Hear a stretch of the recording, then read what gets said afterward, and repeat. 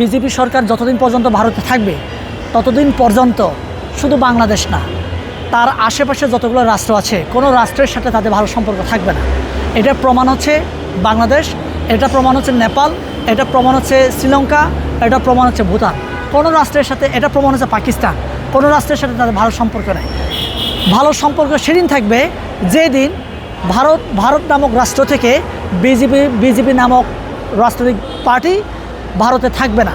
সেদিন তার আশেপাশের রাষ্ট্রগুলোর সাথে ভারত সুসম্পর্ক হওয়া শুরু করবে। পৃথিবীতে এমন একটা রাষ্ট্র যদি থাকে যে রাষ্ট্র আপনার মুখে বলে সংখ্যালঘু প্রীতি এবং মুখে বলে আপনার যারা ভিন্ন ধর্মের প্রতি সহিষ্ণুতা দেখায়, মুখে বলে যে আমি আমার দেশের গণতন্ত্রের টৈতম্বুর সাম্প্রতিক দেশ, মানে এমন একটা রাষ্ট্র মুখে বলে, কিন্তু সে তার ঠিক উল্টো বিপরীতে কাজ করে। যেমন কোনো ধর্মকে মানে তাদের মানে তাদের রাষ্ট্রের যে সংখ্যাগরিষ্ঠ ধর্মের বাইরে অন্য কোনো ধর্মকে ওরা প্রায়োরিটি দেয় না। যেমন হিন্দু ধর্মের বাইরে অন্য কোনো ধর্মকে ওরা প্রায়োরিটি দেয় না। এরকম কোনো রাষ্ট্র যদি থাকে সে রাষ্ট্র নাম হচ্ছে ভারত।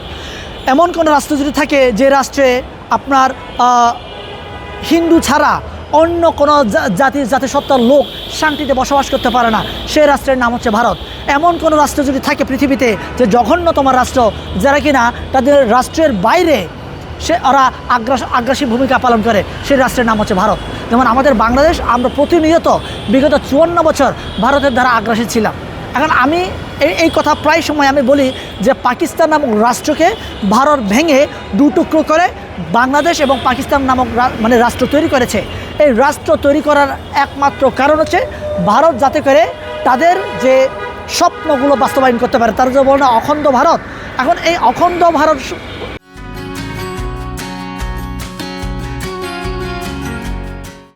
পূর্ণ করতে গিয়ে এরা তাদের নিজ দেশকে খণ্ড খণ্ড করে ফেলা, যে তাদের খণ্ড খণ্ড করে ফেলা যে রাস্তা, সেই রাস্তায় ওরা কিন্তু তৈরি করে। যেমন আপনার সেভেন সিস্টারে অশান্তি চলছে, আপনার কাশ্মীরে অশান্তি চলছে, এখন পুরো ভারতে অশান্তি চলছে। সমস্ত কিছুর মূলে রয়েছে তাদের যে আপনার পররাষ্ট্রনীতি রয়েছে, তাদের ওই যে অভ্যন্তরীণ যে ক্রন্দল, এই ক্রন্দলগুলো প্রমাণ করে, এই যে বর্তমান আন্দোলনগুলো প্রমাণ করে যে তাদের রাষ্ট্র মানে কোনো ধর্মকে ওরা সহিষ্ণু না এবং কোনো জাতির প্রতি তাদের একটা সহিষ্ণু আচরণ ওদের মধ্যে নাই, এটা প্রমাণ করে।